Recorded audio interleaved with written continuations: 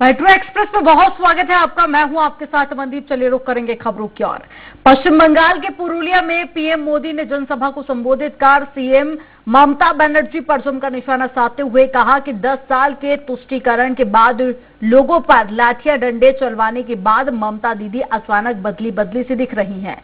यह हृदय परिवर्तन नहीं, हारने का डर है। और साथ ही ममता के चंडी पाठ पर कटाक्ष करते हुए पीएम मोदी बोले, ये बंगाल की जनता की नाराजगी है, इसलिए दीदी ये सब करना पड़ रहा है।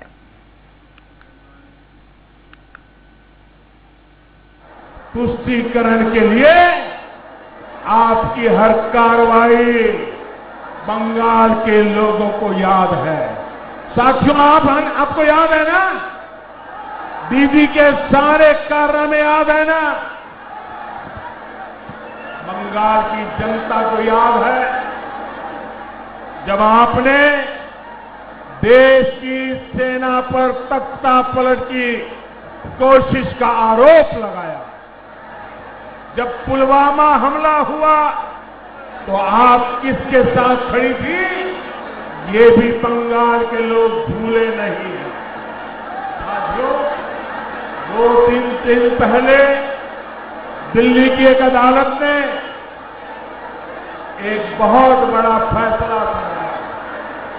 ये फैसला बाटला हाउस एनकाउंटर से जुड़ा है।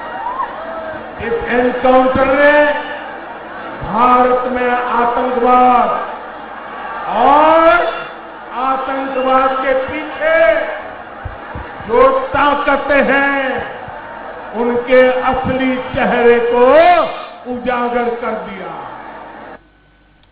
पश्चिम बंगाल के हुगली की उत्तरपाड़ा विधानसभा के कन्हाईपुर ग्राम पंचायत के तहत राष्ट्रीय राजमार्ग 2 से कोन नगर स्टेशन को जोड़ने वाली अहम सड़क पिछले कई वर्षों से जर्जरता की मार झेल रही है। भले ही बंगाल में विकास की ताल ठोकी जा रही हो, लेकिन यहां रहने वाले ग्रामीणों को जर्जर सड़क की वजह से काफी परेशानी झेलनी पड़ रही है। गंभीर हालत में मरीजों को अस्पताल पहुंचाना एक बड़ी चुनौती बना हुआ है। सत्तारूढ़ पार्टी के तृणमूल विधायक प्रवीर घोषाल ने अपना पल्ला झाड़ भले ही बीजेपी का दामन थाम लिया है और अब बीजेपी ने उन्हें अपना उम्मीदवार भी घोषित कर दिया है। देखते हैं कि चुनाव में किसके सिर जीत का साफा बंधने के साथ लोगों की समस्या का निराकरण होगा या समस्या जस की तस बनी रहेगी। बिजनेस पूरा चौपट, हमारा मेडिसिन बिजनेस करता है, पूरा चौपट हो गया। ये वाला दुकान है, पूरे रखा है। हमेशा ही कुछ न कुछ घटना घट रही है। यहाँ से ऐसी लोग बुरा लोग नहीं जा पा रहा है, घूम के जाता है। ये मेन रोड है, अगर इसका ऐसा हल होगा। इस रास्ता को काटा गया है, पाइपलाइन का फाइनली काम जो है एकदम फाइनल फेज में है। 2-4 जगह हो सकता है ये 3-4 दिन 5 दिन में ये काम कंप्लीट हो जाएगा। नेचुरली ये काम कंप्लीट होते ही इस रोड का टेंडर भी हो गया है और दिल्ली रोड से काम होते हुए आ भी रहा है। आशा करते हैं कि अगर बहुत कोई अप्रिय घटना नहीं घट जाए तो ये काम जो है वोट से पहले रास्ता को हमें मोटरेबल होगा। और इसी पर ज्यादा जानकारी के लिए संवाददाता जय चौधरी जुड़ गए हैं। जय, क्या सिर्फ जिम्मेदारों की लापरवाही है या फिर कोई और भी बड़ी वजह है जिसके चलते अभी भी सड़क की हालत जर्जर है? मेरी आवाज आप तक पहुंच पा रही है जय?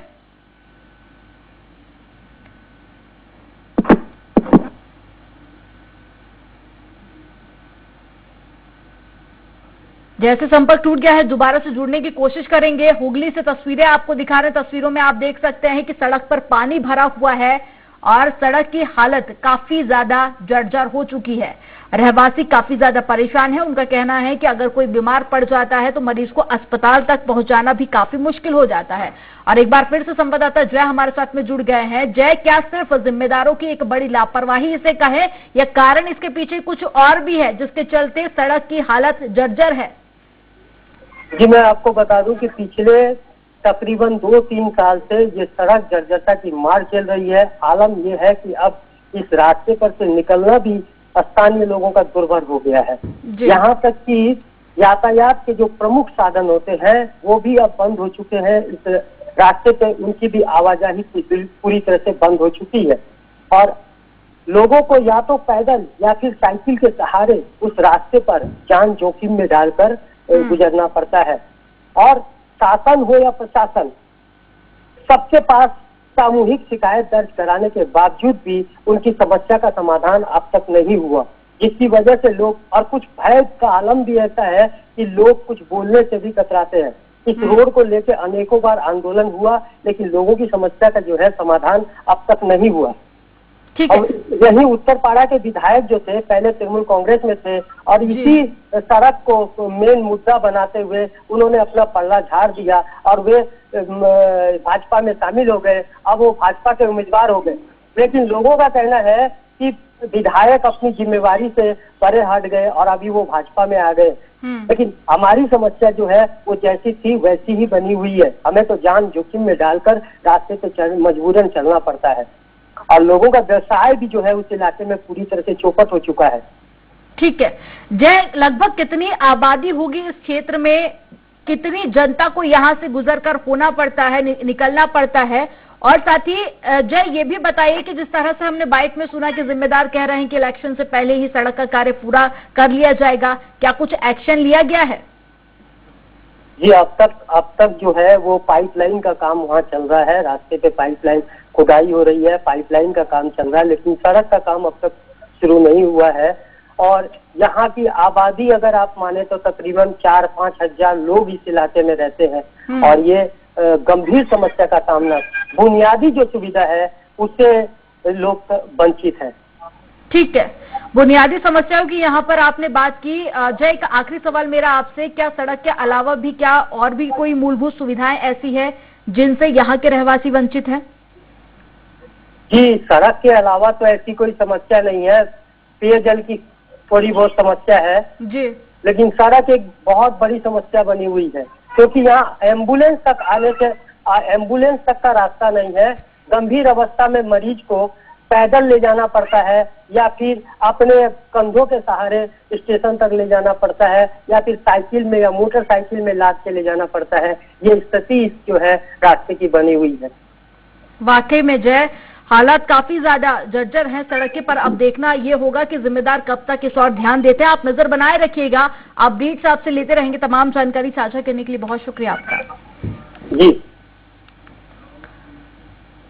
हावड़ा में चुनाव के लिए आए केंद्रीय सैनिकों ने हावड़ा अस्पताल में टीका लगाया। 39 केंद्रीय बलों के सैनिक शांतिपूर्वक चुनाव करवाने के लिए पश्चिम बंगाल पहुंचे हैं। हावड़ा अस्पताल में इनका दूसरा टीकाकरण किया गया। लास्ट उइके 38 जনের মতো নিয়েছে, 38 জন জওয়ান আর ওদের একজন ডক্টর ছিলেন সাথে। ওরা সিমলা থেকে ফার্স্ট ডোজ কোভিশিল্ড নিয়েছে, আমাদের এখান থেকে ওরা সেকেন্ড ডোজ নিয়েছে। আর আজকেও জওয়ানদের ভ্যাকসিনেশন হচ্ছে, ওরা উত্তরাখণ্ড থেকে এসেছে 15 জনের মতো। पश्चिम बंगाल के अशोकनगर में 3 जमीनी कार्यकर्ताओं आलमीन साहजी और शेख समीउल और साथ ही शेख शाकिब को गिरफ्तार किया गया। 4 ISF कार्यकर्ताओं पर हमले के सिलसिले में उन्हें गिरफ्तार किया गया। सभी आरोपियों को 12/7 अदालत में पेश किया गया है।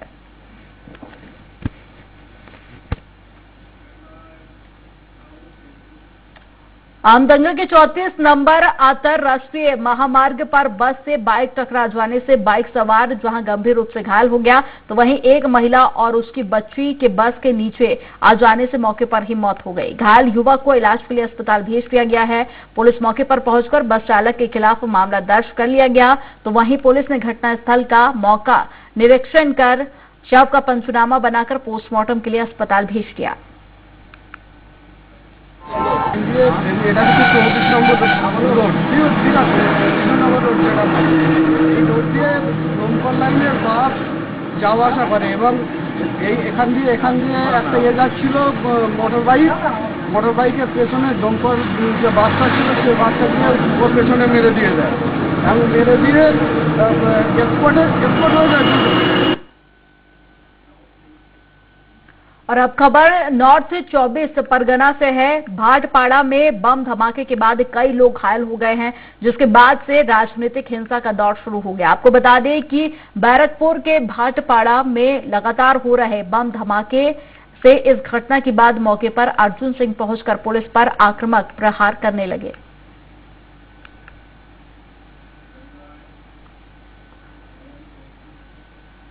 और अगली खबर भी उत्तर 24 परगना से है, जहां प्राथमिक शिक्षकों ने अपनी मांगों को लेकर आंदोलन किया। आंदोलनकारी प्रदर्शन करते हुए डीआई ऑफिस के सामने पहुंच गए। इस घटना को लेकर पुलिस भी मौके पर पहुंच गई और पुलिस ने शिक्षक पाद प्रार्थी पर दबाव बनाते हुए आंदोलन खत्म करने का प्रयास किया, मगर शिक्षक नहीं माने, जिसके बाद पुलिस ने आंदोलनकारियों को डरा धमका कर भगा दिया।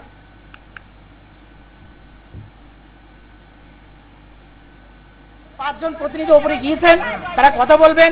তবে আমরা এও জানাচ্ছি, যদি সন্তোষীপূর্বক কোনো কথা না হয় তাহলে আমরা শান্তিপূর্ণ অবস্থান বিক্ষোভ করবো আমরও, এটাও আমরা জানিয়ে দিচ্ছি। আমরা কারোর উপরে কোনো ক্ষোভ দেখাচ্ছি না, আমাদের নিজেদের উপরে আমাদের এখন ঘৃণা হচ্ছে যে আমরা পাস করেছি।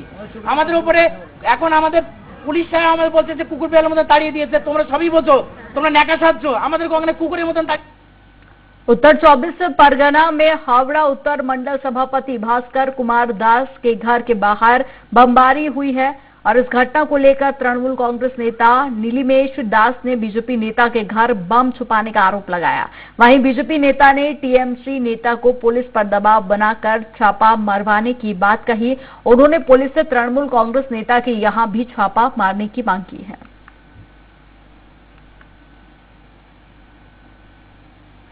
কিন্তু আমরা জনগণের কাছে আপনাদের ডাকার জন্য জনগণের কাছে আপনাদের মাধ্যমে মেসেজ দিতে চাই যে এভাবে বিজেপির উপর, বিজেপি কার্যকর্তাদের উপর, সাধারণ মানুষের উপর তৃণমূল এখনো সন্ত্রাস কায়েম করে যাচ্ছে, সন্ত্রাস নামিয়ে আনছে।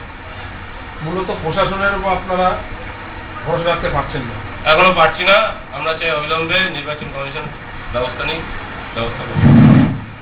পরবর্তী পদক্ষেপ কি হবে? उत्तर दिनाजपुर में राज्य सरकार के पूर्व मंत्री गुलाम रब्बानी ने कहा कि ग्वालपोखर विधानसभा इलाके में विपक्षी दलों का कोई अस्तित्व नहीं है। यहां टीएमसी के अलावा कोई पार्टी नहीं है। कई लोग बीजेपी, सीपीएम और कांग्रेस पार्टी छोड़कर तृणमूल कांग्रेस में शामिल हो गए हैं। और मंत्री रब्बानी ने कहा कि क्षेत्र के लोगों ने समझा है कि विधायक और उनके मंत्री ने विकास के लिए क्या किया है, कैसे मुख्यमंत्री ममता बनर्जी लोगों के लिए विभिन्न परियोजनाओं को लाई हैं।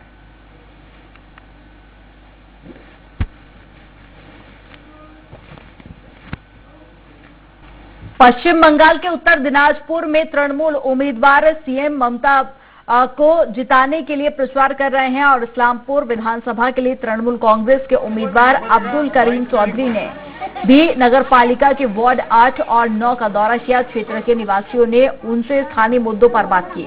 अन्य विपक्षी उम्मीदवारों की घोषणा अभी तक नहीं की गई, इसलिए उनका प्रचार अकेले ही जारी है। अपनी जीत तो उन्होंने ममता बनर्जी की जीत बताया है। বলছে আমরা আপনার এই তৃণমূল আর মমতা কে জানি, জোড়া ফুলকে জানি, জোড়া ফুলকেই ভোট দেবো, ব্যাস। এই লোকের মধ্যে আছে, এখানকার সবাই তাই বলে, ভালো লাগছে। ওরা প্রচারও তাই করতে, কিন্তু আপনাদের ছাড়া আমরা কাউকে চিনি না। बालूरघाट के रघुनाथपुर इलाके के पास पुलिस ने नाका चेकिंग के दौरान 3 लोगों को 30 किलोग्राम गांजा के साथ गिरफ्तार किया, जिसमें एक महिला भी शामिल है। गांजे की कुल कीमत 3 लाख बताई जा रही है और पुलिस ने बताया कि महिला मालदा जिले की निवासी है और पुलिस ने आरोपियों को अदालत में पेश किया है।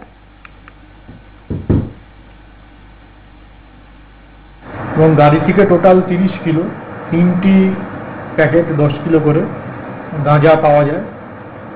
তো এদেরকে আমরা অ্যারেস্ট করেছি এবং তারা কোথা থেকে গাঁজা আনছিল এবং কাকে দিত সেটা ইনকোয়ারি করে দেখা হবে। झारग्राम के लालगढ़ में चुनावी सभा को संबोधित करते हुए मुख्यमंत्री ने बीजेपी को वोट नहीं देने की अपील की। उन्होंने कहा कि बीजेपी में आपको जय श्री राम कहना पड़ेगा और आप जय श्री राम नहीं बोल पाएंगे। सीएम ने कहा कि मां दुर्गा बहुत बड़ी है, इसलिए भगवान राम उनकी पूजा करते थे। उन्होंने ये भी कहा कि मेरे प्रचार अभियान को रोकने के लिए विभिन्न षड्यंत्र किए जा रहे हैं, इसलिए मुझ पर हमला कराया गया। उन्होंने कहा कि अगर बीजेपी को देश से हटाना है तो बंगाल से लड़ाई का आह्वान करना होगा। बीजेपी बदनामी और दुष्प्रचार की फैक्ट्री है और सीपीएम के हमदर्द अब भाजपा के स्वामी हैं। গ্রামে গঞ্জে শ্মশান তৈরি করে দেওয়া হচ্ছে এবং সংখ্যালঘুদের জন্য বেরিয়াল গ্রাউন্ডও তৈরি করে দেওয়া হচ্ছে, সবটাই করে দেওয়া হচ্ছে। আজকে যদি একটা মানুষ মরে যায়, সে যদি বলে আমি পোড়াতে পারছি না, তার জন্য 2000 টাকার ব্যবস্থা রাখা হয়েছে। আজকে যদি কোনো মানুষ কবর দিতে পারছে না, কোনো খ্রিস্টান কফন দিতে পারছে না, তার জন্য 2000 টাকার ব্যবস্থা রাখা হয়েছে। कोलकाता में बंगाल विधानसभा चुनाव के लिए 27 मार्च को पहले चरण की वोटिंग है और इससे ठीक पहले राज्य की सत्ताधारी तृणमूल कांग्रेस ने अपना चुनावी घोषणा पत्र जारी किया है। बुधवार को मुख्यमंत्री ममता बनर्जी ने घोषणा पत्र जारी करते हुए कई बड़े वादे किए और कहा कि 2011 में सत्ता में आने के बाद से हमने जो काम किया पृथ्वी पर वह किसी भी सरकार ने नहीं किया।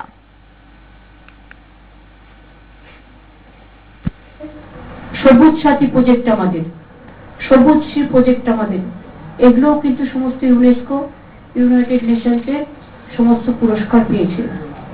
আমরা 100 দিনের কাজে ভারতবর্ষে আজ নাম্বার 1। लालगढ़ में मुख्यमंत्री ममता बनर्जी ने एक चुनावी रैली में भाजपा पर निशाना साधा। उन्होंने राज्य में रोज करोड़ों रुपए लाने का आरोप लगाया।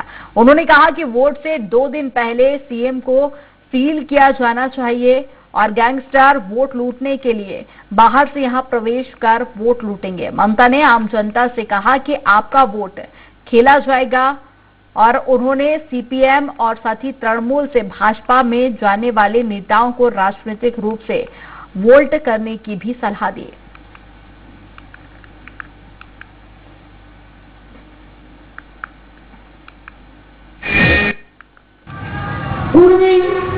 डेवलपमेंट बोर्ड तैरी करा হয়েছে, কুর্মি ভাষা, কুরমালি ভাষা, অলচিকি ভাষা, সব ভাষাকে স্বীকৃতি দেওয়া হয়েছে, সব কিছু করে দেওয়া হয়েছে। আপনাদের বলি আগামী দিন মা বোনেরা রেশন পাচ্ছেন তো বিনা পয়সায়? বিনা পয়সায় রেশন পাচ্ছেন তো? और बढ़ेंगे अगली खबर की ओर। विधाननगर के दक्षिणदारी में दमकल मंत्री सुजीत बासु ने अपने विधानसभा केंद्र में शीतला मंदिर में पूजा अर्चना कर चुनाव प्रचार शुरू कर दिया।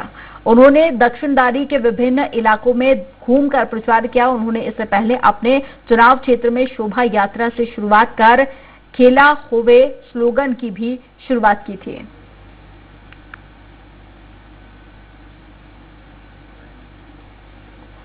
আজ থেকে আমি আমার নির্বাচনী প্রচার শুরু করছি আমার দক্ষিণদারি 35 নম্বর ওয়ার্ড থেকে। আর আমাদের 24টা ওয়ার্ড আছে। আজ থেকে আমার কর্মসূচি শুরু হচ্ছে। আগামী 3 তারিখ অবধি এই ধরনের কর্মসূচি পাড়ায় পাড়ায় অঞ্চলে অঞ্চলে আমার চলবে। আমি আজকে এখানকার শীতলা মন্দির, দক্ষিণদারির অনেক পুরনো মন্দির।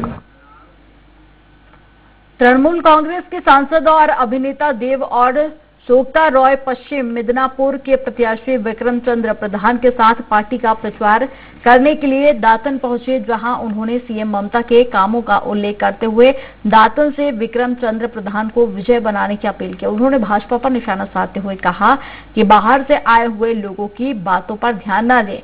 वो लोग सिर्फ बड़ी बड़ी बातें करते हैं और काम कुछ नहीं करते।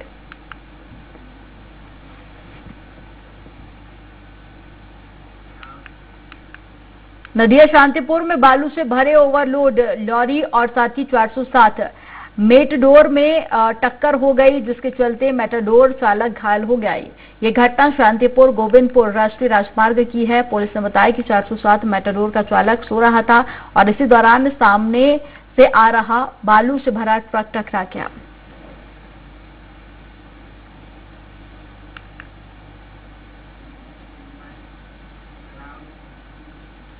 नादिया कृष्णानगर में जिला पुलिस ने जिले से गुम हुई 37 मोबाइल बरामद किए हैं। एक संवाददाता सम्मेलन में पुलिस ने बताया कि ऐसे अपराधियों की पहचान की जाएगी, जांच के माध्यम से उन्हें गिरफ्तार किया जाएगा। अभी भी कुछ मोबाइल ढूंढना बाकी है। আমাদের কৃষ্ণনগর পুলিশ ডিস্ট্রিক্টে টোটাল 37টা মোবাইল ফোনস রিকভার করা হয়েছে। আমাদের যে কৃষ্ণনগর পুলিশ ডিস্ট্রিক্টের এসওজি সেল থাকে, that is a special operations group cell, ওরা টোটাল 37টা মোবাইল ফোনস যেগুলো 2019, 20 এবং 21 সালে ইদার হারিয়েছিল বা চুরি হয়েছে বা স্ন্যাচিং করা হয়েছে, এরকম 37টা মোবাইল ফোনস আমরা রিকভার করতে পেরেছি। पश्चिम बंगाल के कूच बिहार जिले में लंबे समय से स्कूल बंद हैं। ऐसी स्थिति में स्कूल असामाजिक तत्वों का अड्डा बन गए हैं। अंधेरा होते ही स्कूलों के अंदर शराब और जुए का अड्डा बन जाता है। मेखलीगंज उपखंड प्राथमिक विद्यालय में भी शराब की खाली बोतल, ग्लास, बचा हुआ खाना और कचरा कक्षाओं में मिला रहता है। जमालदाहा प्राथमिक विद्यालय में भी अभिभावकों ने इस पर असंतोष व्यक्त किया और स्कूलों को असामाजिक तत्वों से मुक्त करने की मांग की। बुलेटिन में फिलहाल इतना ही। आप देखते रहिए स्वराज एक्सप्रेस।